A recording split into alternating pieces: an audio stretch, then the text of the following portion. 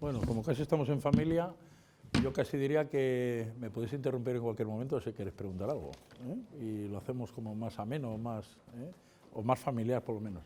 Bien, antes uno de vosotros me ha dicho, el título asusta. No, esto es simplemente que la ciberdefensa o la ciberguerra o la guerra cibernética se está hablando desde hace muchos años o existe desde hace bastantes años. Ahora está llegando a los entornos industriales o existe esa inquietud porque han sido unos entornos muy cerrados, no tenían conexiones, las máquinas de las fábricas no tenían conexiones a Internet, entonces no es que no tuviesen los mismos problemas que había en el mundo exterior, es que los problemas a lo mejor no se manifestaban. ¿Por qué? Porque al trabajar en redes, digamos, en circuito cerrado, no te comunicas con el mundo exterior, tú puedes tener un problema, pero no lo sabes, pero tampoco te afecta demasiado. Ahora ya digamos que la industria está como todo el mundo, ya todo se conecta, cualquier máquina, nosotros tenemos clientes, puedo nombrar uno, el Metro de Madrid, las escaleras de las estaciones de metro tienen una dirección IP, porque se usa para mantenimiento, son atacadas porque hay mucha gente que ataca rangos de direcciones IP, y a ver qué pasa, ¿vale? Entonces, la táctica, la definición es el arte de mover, disponer y emplear las tropas en el campo de batalla. Lo que va a cambiar aquí es el campo de batalla, pero los principios y muchos de los procedimientos son los mismos. Evidentemente, hay procedimientos específicos para este tipo de guerra. ¿Cuándo empezó esto de la guerra cibernética o la ciberdefensa? Para mí empieza en la guerra de las Malvinas. Se sonríe porque ella es argentina. Y empieza en la guerra de las Malvinas, creo que todos sabéis más o menos, el año fue 82. Las Malvinas son ocupadas por Argentina, los ingleses se cabrean, bla, bla, bla, bla, bla, y la primera acción que hacen los ingleses es hundir el buque insignia de la flota argentina, que es el crucero Belgrano.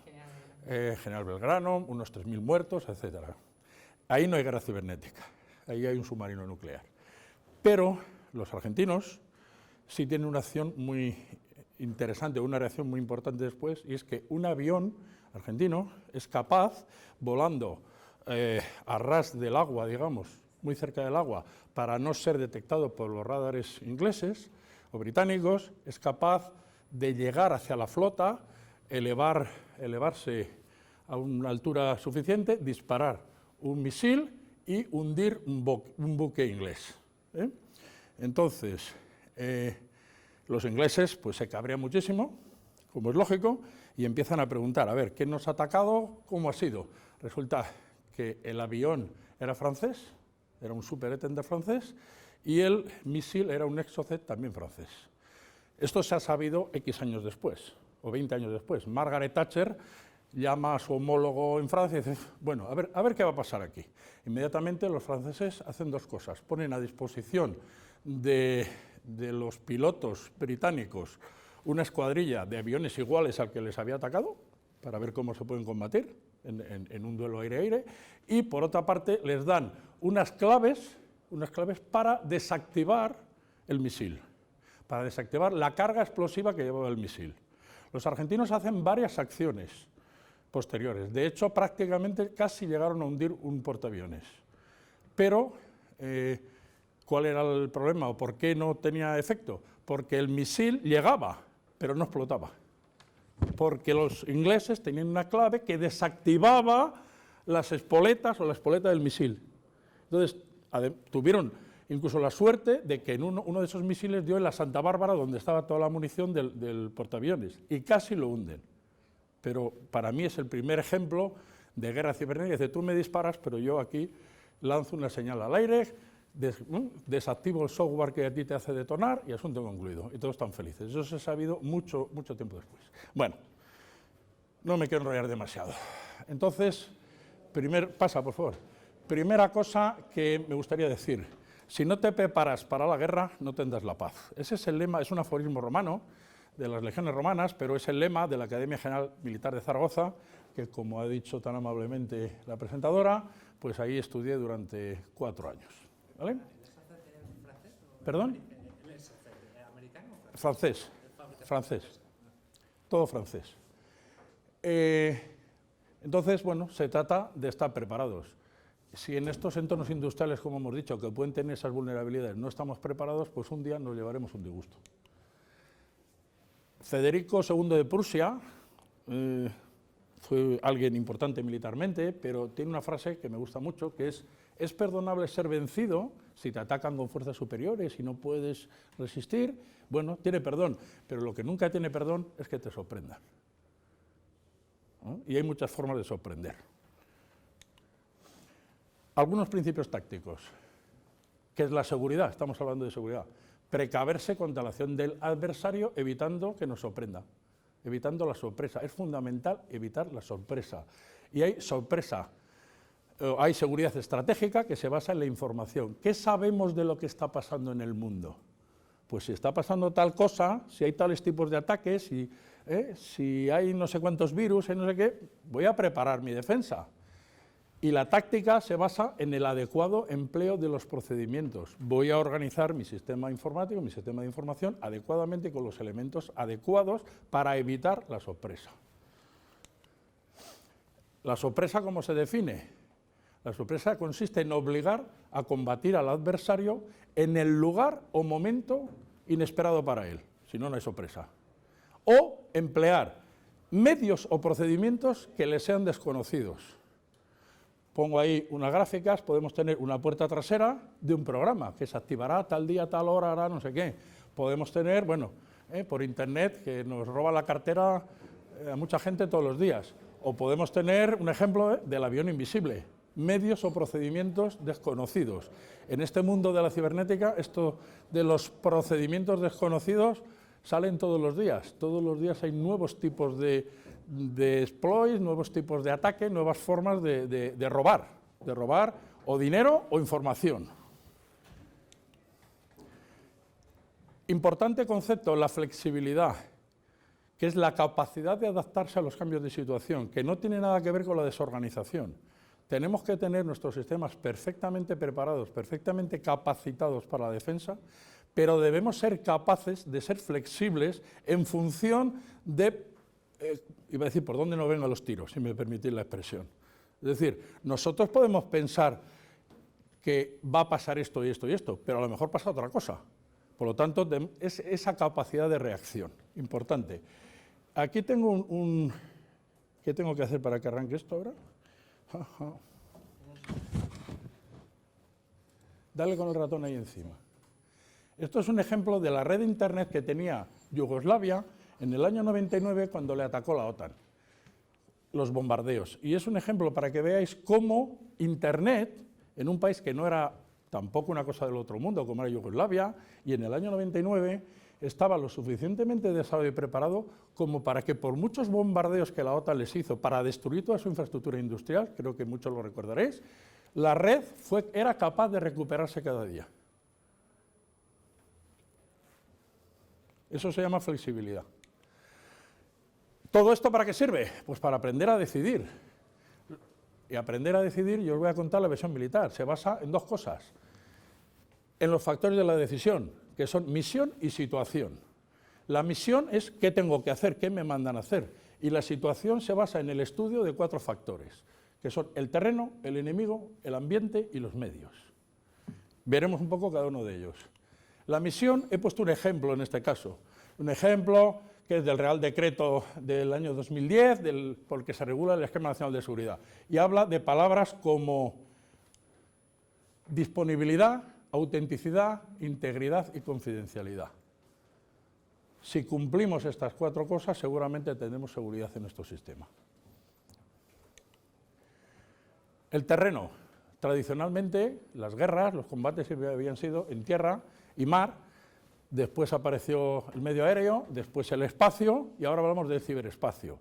El ciberespacio es un terreno, un lugar donde se transmite muchísima información y donde evidentemente va a haber combates. Llamémosle combates, llamémosle acciones maliciosas, llámale como quieras, donde hay un enemigo que nos va a atacar. La característica de este terreno es que, ¿dónde está el ciberespacio? El ciberespacio está en tierra, en nuestras redes de cables, está por el mar, hay montones de cable de fibra óptica que cruza los océanos para comunicarnos, está en el aire, transmisiones de cable hertziano, está en el espacio vía satélite, está por todos los sitios. Entonces no perdamos nunca de vista que el ciberespacio se apoya en un soporte físico, que puede estar en muchos sitios o en diferentes sitios. Eso es el ciberespacio. Cuando estudiamos el enemigo, es decir, nuestro adversario, siempre, después del estudio del enemigo, se deben deducir dos hipótesis. La más probable, con la cual hacemos la maniobra, o definimos nuestra maniobra, cómo vamos a movernos nosotros, y la más peligrosa, que es, ¿y qué pasa si yo me he equivocado y mi hipótesis más probable no funciona? En base a esa hipótesis más peligrosa se tiene que montar la seguridad. En un tema militar es, si yo sé que el enemigo está allí, plantearé mi maniobra, que al final es la combinación de mis tropas, de mis fuerzas, para atacar allí. Y puedo decir, ataco frontalmente o por el flanco, hago mi composición, mi hipótesis más probable. ¿Por qué? Porque el enemigo está allí. Con eso monto mi maniobra. Empiezo el ataque y de pronto me doy cuenta de que el enemigo no está ahí, o lo que hay ahí no es muy importante, es bueno, una poca gente para despistarme para que yo ataque por ahí. Porque el enemigo está esperando que yo haga eso para atacarme a mí por el flanco o la retaguardia. He tenido que montar mi seguridad en función de la hipótesis más peligrosa, que era que me ataquen por la retaguardia, que el enemigo no esté donde yo pensaba, etc. En los sistemas de información, cuando aplicamos la seguridad, debemos tener en cuenta lo mismo. ¿Qué es la hipótesis más probable? Pues que me vengan ataques de fuera, y yo pongo aquí mis firewalls, mis antivirus, mis no sé cuántos, y hago aquí la muralla china. Vale, muy bien. ¿Cuál es la hipótesis más peligrosa? Yo haría esa pregunta. ¿Cuál es la hipótesis más peligrosa? La hipótesis más peligrosa en estos y en casi todos los temas es tener el enemigo dentro. Y cuando digo tener el enemigo dentro, hablo de personas, hablo de personal que no esté suficientemente formado, que dé información de la empresa sin venir a cuento, que no tenga concienciación de seguridad y las passwords sean triviales, etcétera, etcétera, etcétera. También tengo que montar mi seguridad en función de esa hipótesis, de que por muchos medios que ponga, si no los usar bien, si no tengo a la gente concienciada, si tengo el enemigo dentro, voy mal. Bien, en este entorno, ¿cómo van a ser los ataques de nuestro adversario? Hay que darse cuenta de una cosa. Nosotros tenemos un servidor, o N servidores, tenemos un sistema operativo, tenemos unas aplicaciones, tenemos tal. Que eso mismo, por grande que sea nuestro servidor, seguramente en un modelo pequeño, lo puede tener nuestro adversario.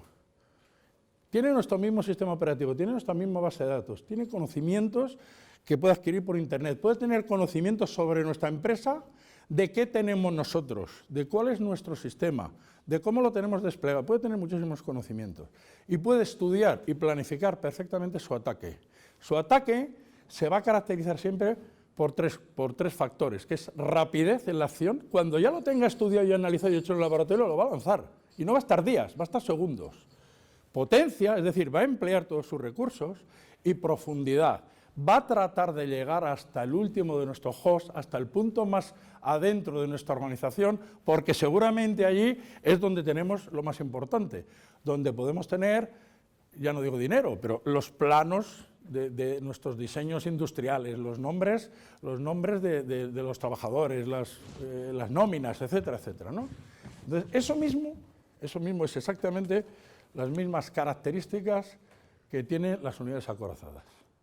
De esto, los alemanes lo inventaron ellos, en la Segunda Guerra Mundial sabían mucho, las divisiones Panzer, cómo romper un frente, cómo penetrar profundamente, luego darse la vuelta, y cogían prisioneros pues, por decenas o por centenas de miles. Bien, ¿cómo nos defendemos nosotros? Básicamente, primero era el host. Lo teníamos todo ahí. Yo me llamo Victorino Martín Jorcano y estaba en un solo fichero de una sola base de datos. Después vino el cliente servidor. Mi nombre ya no estaba en un único fichero, estaba en 17. Para que veáis un poco las dificultades de la seguridad. Cuando era solo uno y los terminales eran tontos y casi no se comunicaban, era bastante fácil. Cuando ya ponemos cliente servidor y empezamos a repartir ficheros por todos los lados, hasta que viene la ley de protección de datos y nos obliga un poco a contenernos, o al menos a declararlos, etcétera, aquello era un desbarajuste. Además, otro problema, mi nombre completo no lo dice bien nadie. Entre Victorino y Jorcano, o sea, me pueden decir cualquier cosa, con lo cual, cuando yo quiero rectificar en una base de datos mi nombre, cuando solo estaba una vez era fácil, cuando luego estaba no se sabe dónde, ya desistí.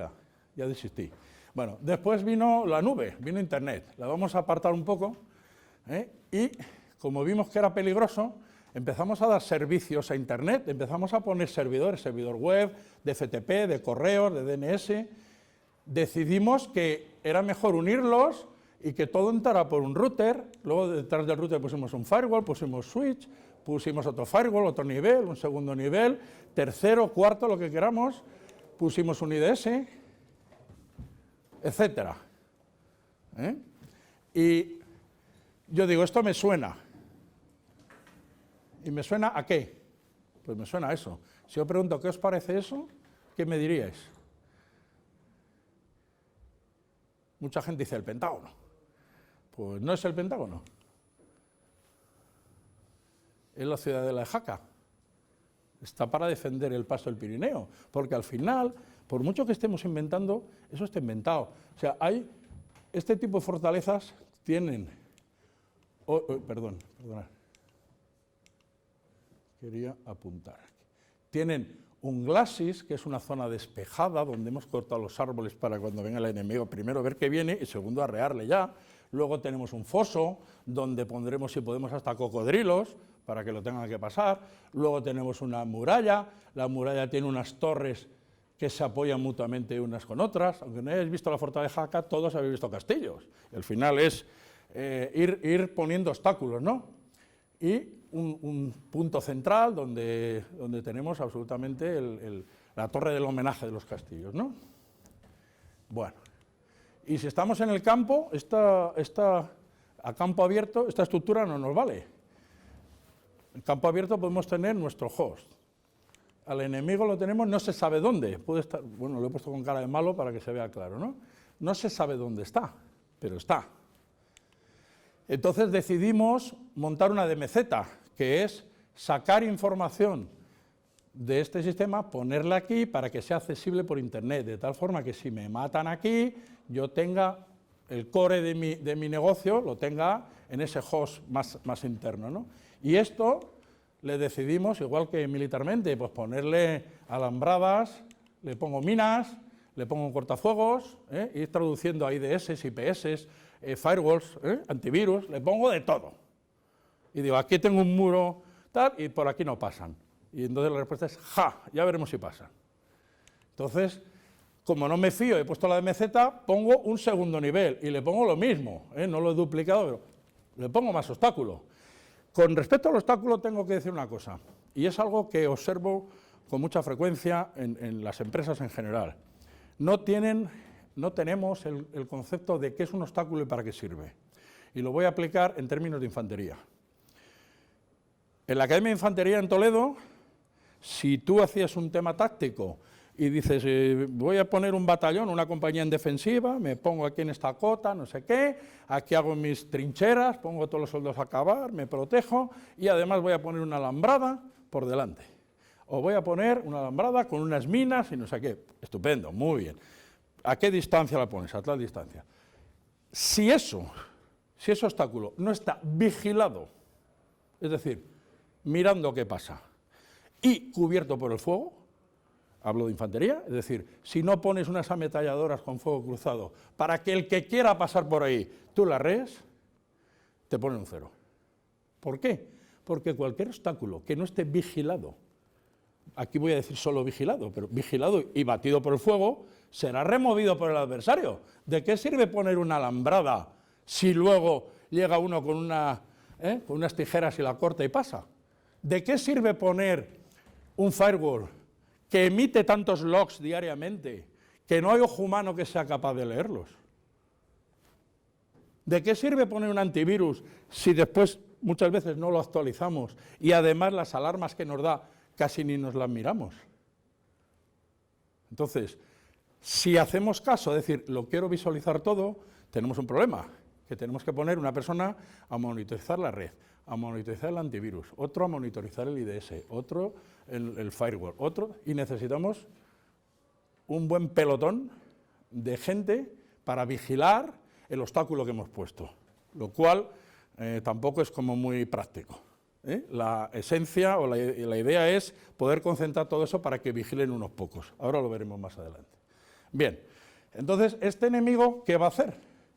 Va a hacer lo que llamamos un reconocimiento por el fuego, que es tiro por aquí, tiro por aquí, tiro por aquí, hago pequeños ataques, hago tal, hasta ver por dónde encuentro un agujero.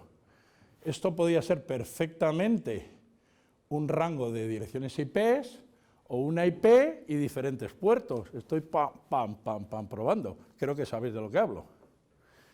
Cuando encuentro uno por donde colarme, pues señores, para adentro. ¿Y qué voy a hacer? En esa DMZ, descargar una serie de herramientas, descargar ahí medios, descargar material, descargar artillería para continuar mi ataque. Pasa, por favor. Entonces, pasará lo mismo. Lo que pasa, el atacante, ventaja del atacante, sigue estando en el mismo sitio, pero ya no lanza su ataque desde aquí, ahora lo va a lanzar desde aquí. Ya ha superado el obstáculo. Continuará para superar el siguiente y, al final, pues bueno, obtendrá su éxito. Esas serán las características del ataque enemigo. Bien, del ambiente no voy a hablar mucho. Simplemente con las fotografías que veis ahí, hablamos de Libia, hablamos de Egipto, hablamos de Túnez, podríamos hablar de Siria, podríamos hablar de la yihad, podríamos hablar del reclutamiento de yihadistas en Francia, en España, en Reino Unido, etcétera, etcétera, por Internet. Ese es el ambiente. Y con respecto a los medios, hay muchos SOC, hay muchos NOC, hay muchos medios de vigilancia. Yo simplemente aquí quiero recalcar, se ve mal, pero ahí lo que ponía era trabajar juntos en la vigilancia y seguridad de la red. Simplemente no hagamos la guerra por nuestra cuenta. ¿Por qué? Porque seremos desbordados por el enemigo. Si nos juntamos todos, compartimos información, etcétera, etcétera, etcétera, será más fácil defendernos. Es algo bastante elemental. Bien, ¿cómo vamos a pasar? Hasta ahora hemos hablado de información. Aquí tenemos que hablar de inteligencia, ya que además somos todos muy listos. Entonces, inteligencia no es nada más que información elaborada. Esos montones de información que nos pueden aparecer en los sistemas, como he dicho, el firewall, lo que me deja el firewall, el antivirus, el no sé cuál, que no se puede digerir, tengo que hacer inteligencia con eso. Definimos información como adquisición de conocimientos sobre una materia determinada. Bien. La inteligencia es el tratamiento de esa información mediante acciones de recopilación, clasificación, correlación y distribución. ¿Para qué? Para mandárselo a quien toma decisiones, para que tome medidas preventivas o correctivas. No es nada más que coger todo el volumen de información, recopilarlo, clasificarlo, correlarlo y dárselo a quien tiene que decidir. Militarmente es lo que hacen los estados mayores para presentárselo al general. ¿Vale? Y el general decide, atacamos por aquí, pues por aquí. Las medidas pueden ser preventivas, es decir, ¿qué hago yo antes de que me pase algo? O correctivas, ¿qué voy a hacer o qué tengo que hacer cuando me pase algo? Pensemos en sistemas de información. ¿Qué hago para que no me pase? ¿Qué medios pongo? ¿Qué personal pongo vigilando? Etcétera, etcétera. ¿Y qué hago cuando, a pesar de todo, me pase algo? Hipótesis más probable, hipótesis más peligrosa. Me ha pasado lo que no quería que me pasase. Me gusta hablar aquí de lo que llamamos inteligencia de guerrilla, ya que la guerrilla la inventamos nosotros. Simplemente voy a ir a estos dos dibujos. Aquí vemos una silla y una escalera. Nosotros vemos una silla. Seguramente todos los que estamos aquí es una silla. Pero nuestro adversario, que es un ladrón profesional, vamos a decirlo, no ve una silla, puede ver una escalera perfectamente. ¿Por qué ve una escalera? Porque con una silla la puede utilizar para, en una nave industrial por la noche, no sé qué, se han dejado una ventanita abierta, una claraboya, no sé dónde, pone la silla y se sube. Nosotros pensamos que una silla sirve para sentarse, pero los malos no la quieren para sentarse, la quieren para otra cosa. Es importante ponerse en su mentalidad. conocer cómo piensan, cómo trabajan, porque podremos deducir cómo nos van a atacar. El otro ejemplo es el del coche. Un coche sirve ¿qué? Para ir al trabajo, para volver, para los domingos ir con la familia, para irme de vacaciones. Los malos lo ven como una herramienta para hacer un alunizaje en una joyería y llevarse las joyas. Esa es la diferencia. Entonces ven herramientas donde nosotros no vemos.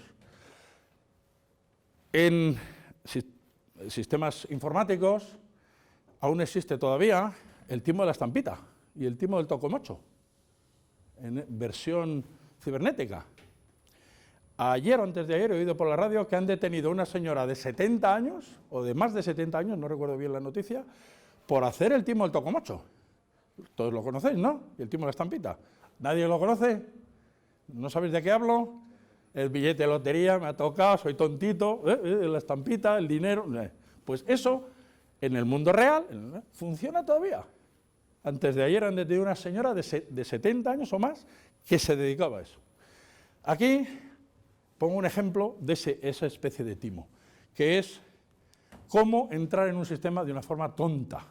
A veces tenemos sistemas que pensamos que son muy sofisticados y entrar en ellos es realmente estúpido. Esto se llama inyección de SQL. ¿Sabéis de qué hablo? Algunos sí.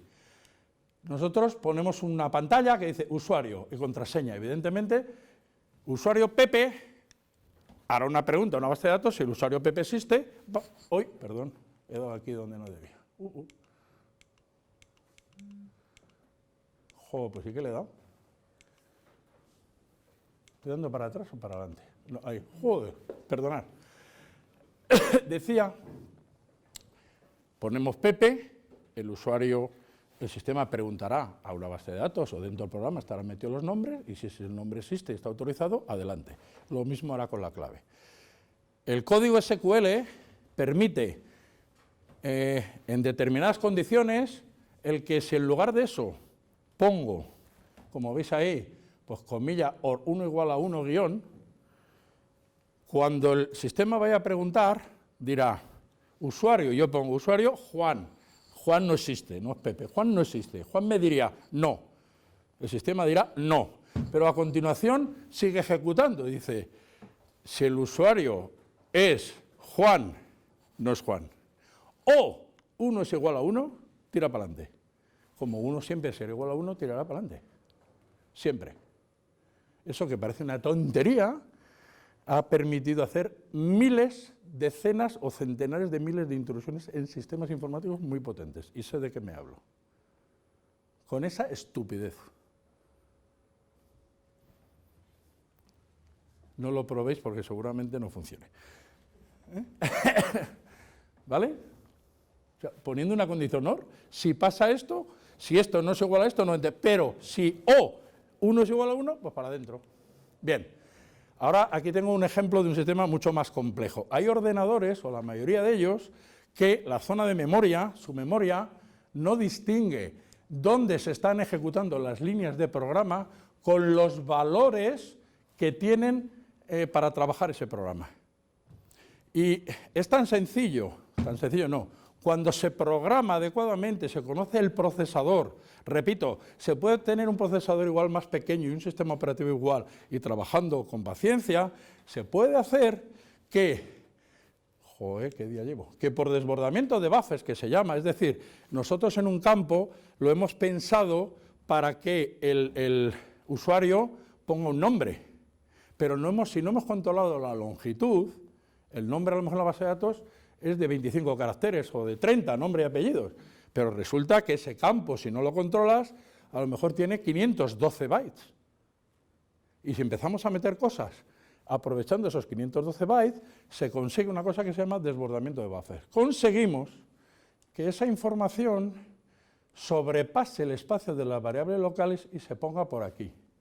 Y si eso lo combinamos con un programa, cuando se está ejecutando un determinado programa, que en un determinado momento va a ejecutar una subrutina, se va a salir del proceso batch que lleva, va a ejecutar otras cosas en otra parte y cuando vuelve digamos, al siguiente punto de memoria, no se va a encontrar la siguiente secuencia del programa que tenía, se va a encontrar la secuencia de programa que le hemos metido por aquí, por las variables.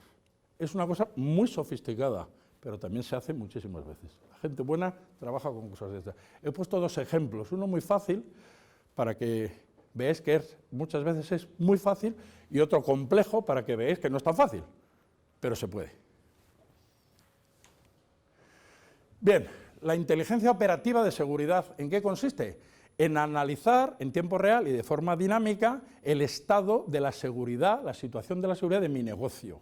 ¿Qué analizamos? Datos, eventos de lo que nos está pasando para conseguir información útil, elaborar información para que ayude a la toma de decisiones. Y esta información se suele presentar en pantallas como alarmas, oye, que te está pasando tal cosa, o paneles de situación. La situación de tu seguridad en este momento es esto, aquí tienes una luz roja, que tal máquina te está fallando, está comprometido, o tal instalación, o tal CPD, depende de la organización que estemos hablando. Bien, hablamos de elementos de información. ¿Qué es un evento? Una cosa que sucede, un registro de un firewall, un log, una anotación o registro de ese evento. ¿Qué es la correlación? El proceso de trabajar con todo eso para determinar qué nos afecta a la seguridad. Todo ese enorme volumen de información que generan nuestros sistemas y que el ojo humano, como hemos dicho, tendríamos que poner un montón de gente a ver todas esas consolas individuales, vamos a tratar de trabajarlo todo junto, ¿no? ¿Quién genera logs? Pues genera logs, cualquier cosa que tenga un microprocesador puede generar logs. Estamos hablando desde sistemas operativos hasta sistemas SCADA, ya que estamos en un tema industrial, dispositivos de seguridad física. Todo genera logs. El problema es que hay un exceso de logs que no podemos leer o que no tenemos capacidad humana de leer. ¿Qué pasa con los logs? Pues con los logs pasan una serie de cosas, como que los formatos son absolutamente diferentes unos de otros.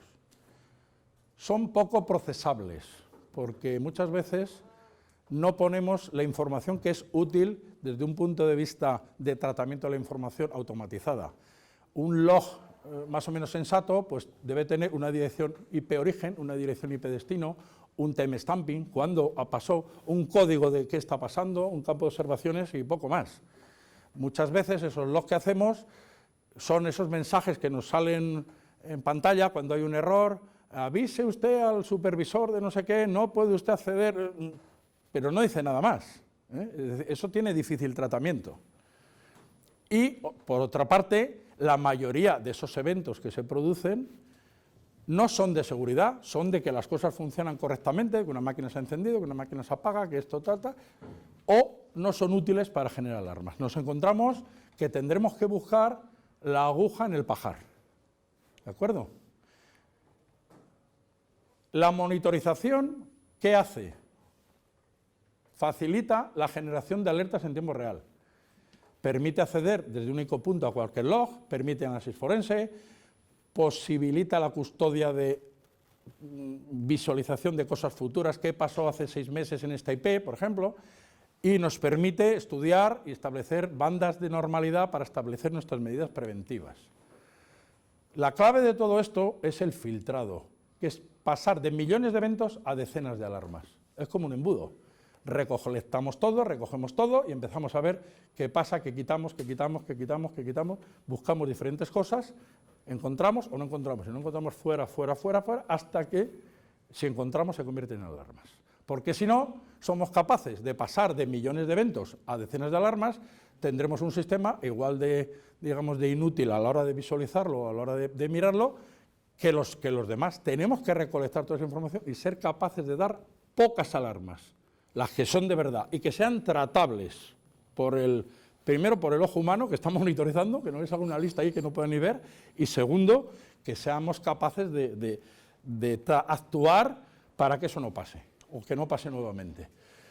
Nosotros, tengo que hablar un poco de mi libro, ¿no? Pues tenemos un producto que es Alien Vault USM, Unified Security Management, que, por un lado, con medidas de conocimiento de la situación, de la awareness, podemos detectar, podemos tomar medidas preventivas y correlamos en lo que sería un SIEM, ¿vale? Esa gestión unificada me permite, por un lado, tener una plataforma unificada de gestión de la seguridad. Por otro, lo que llamamos Alimbot Labs Threat Intelligence, que son, yo recojo todas estas cosas, pero ¿qué reglas de correlación tengo para determinar que esto es una alarma? Pues que si pasa esto, más esto, and, or, y en tantos segundos, no sé qué, me genera una alarma. Esa es la historia. Y además tenemos lo que llamamos el Open Threat Exchange, que es un repositorio de amenazas colaborativo. Esa es la palabra. La gente que trabaja con nuestros productos, si manda información de forma confidencial, nuestros laboratorios preparan nuevas reglas de correlación para distribuir a todos los que tienen nuestro producto para que le paren ese nuevo tipo de ataque que ha salido. Igual que un antivirus con las vacunas, para que se entienda fácilmente. Aquí tenéis la plataforma. Por un lado, ¿qué hacemos? Descubrimiento de activos, análisis de vulnerabilidades por otro, detección de amenazas por otro, monitorización de los comportamientos de nuestro sistema por otro, y le damos la inteligencia de seguridad de un SIEM. Todo esto nos genera eventos. Esto genera eventos, esto genera eventos, esto genera eventos, y el SIEM recoge eventos de logs de todos nuestros sistemas. Todo lo correlacionamos junto en un único producto. Esa es la gran ventaja. Bueno, para que veáis ahí lo que sería un poco las pantallas del producto, análisis coordinado, remediación entendible. Importante, lo que os he dicho, del intercambio abierto de amenazas, OTX, proporciona a tiempo real información detallada a más de 8.000 puntos, en 50 países, o en 140 países, ¿vale? Lo importante es ese entorno colaborativo, disponer de él y aprovecharse.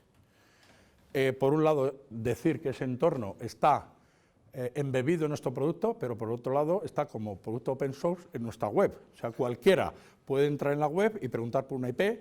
Tenemos una base de datos de reputación de IPs. Y decir, ¿este IP quién es? Dice, pues este es un chinito que se dedica todos los días a hacer escaneo de tal.